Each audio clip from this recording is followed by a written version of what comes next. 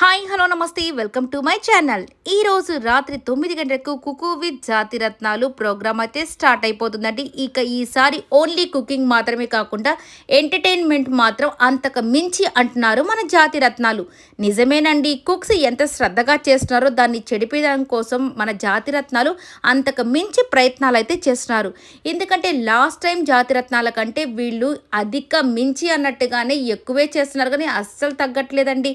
ఇక కుక్స్‌ని అయితే ఎంత ఏడిపిచ్చేసారంటే అస్సలు అమ్మో! భయంకరంగా ఏడిపిస్తున్నారు.